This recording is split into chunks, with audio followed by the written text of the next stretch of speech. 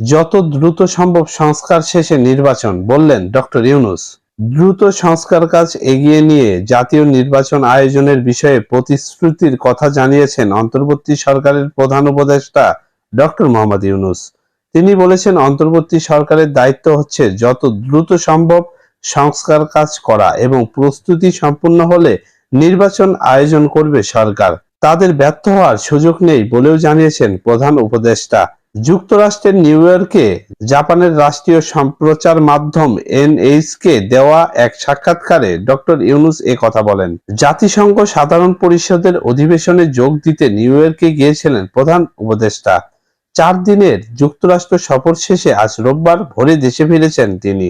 ছাত্র জনতার অভ্যুত্থানে গত 5 আগস্ট শেখ হাসিনা নেতৃত্বাধীন আওয়ামী লীগ সরকারের পতন ঘটে। এর 3 দিন পর শান্তিতে নোবেল বিজয়ী ডক্টর ইউনূসের নেতৃত্বে অন্তর্বর্তী সরকার গঠিত হয়। শেখ হাসিনার সরকার উৎখাতে যেসব ছাত্র গুরুত্বপূর্ণ ভূমিকা রেখেছেন তাদের কথা উল্লেখ করে ডক্টর মোহাম্মদ ইউনূস বলেন, বিপ্লবের জন্য তরুণেরা তাদের জীবন উৎসর্গ করেছেন। সরকারের নীতি নির্ধারণে তরুণ প্রজন্মকে যুক্ত করার বিষয়ে নিজের অবস্থান তুলে ধরেন তিনি।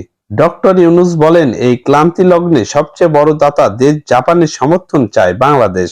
দেশের অর্থনীতি পুনরুদ্ধার ও গণতন্ত্রের ভিত স্থায়ী করার জন্য জাপানের সহযোগিতা কতটা গুরুত্বপূর্ণ সে বিষয়ে গুরুত্বারোপ করেন প্রধান উপদেষ্টা। তো এই ছিল আজকের ভিডিওটিতে। ভিডিওটি ভালো লাগলে লাইক দিবেন।